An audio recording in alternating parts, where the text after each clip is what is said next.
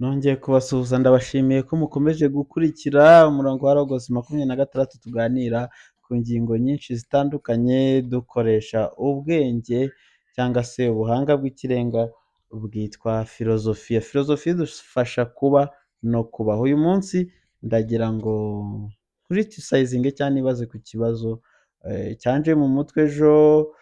Donc urabona abapasiteri, abantu bigisha cyane cyane iby'iyobokamana, hari igihe batubwira bati nimukore ibishimisha Imana mureke ibibabaza Imana.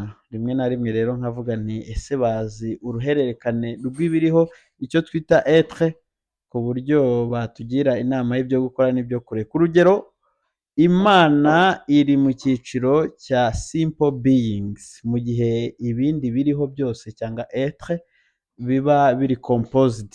Ibyinshi biba biri composed ya form and matters, hanyuma kandi matters akaba ari nayo ituma tubitandukanya. Niyo mpamvu abantu bose nyine ni abantu ariko ntibasa.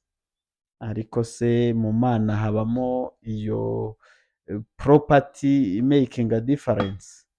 Impamvu mpereye ku kigize Imana ni ukwibaza nimba Imana ari simple being, donc Imana ntigira composition ngo uvuge ngo ikozwe n'ibi ikozwe n'ibi ikozwe n'ibi nk'uko izindi beings zibifite.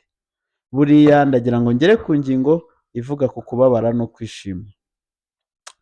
Buriya impamvu umuntu ababara cyangwa se akishima ni uko aba yagize icyo twita desires cyangwa se kwifuza.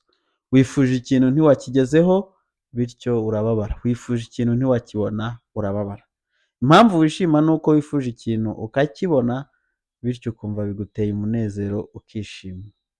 Ese Imana simple being, supreme being, tupisa, Imana ishoboye byose yaba yifuza iki?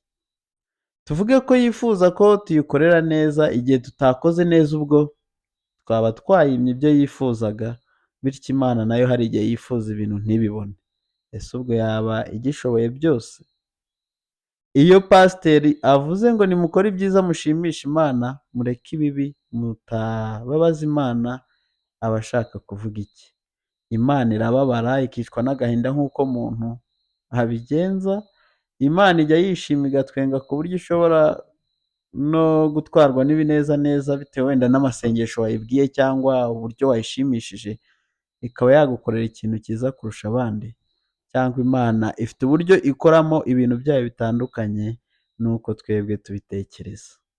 Wowe ujya ujya gusenga cyangwa wowe usengesha, iyo uvuze ngo dukore ibishimisha Imana uba ushaka kuvuga iki? Iyo uvuze ngo twirinde ibibabaza Imana uba ushaka kuvuga iki? Ntegereje igisubizo cya buri wese, mbahaye ikaze. Ndacyakora igororangingo cyangwa icukumbura kuri iyi ngingo kugira ngo twumve. Mwibuke ko kuri Logos hano we philosophize tugakriticizinga, ntago twemera gusa muri dogma cyangwa muri tradition, dushyiraho reason. Nicyo umuremyi uwashyize ordre muri nature yaduhaye, itahaye ibindi biremwa byose. Reason, let us bring it back in our life.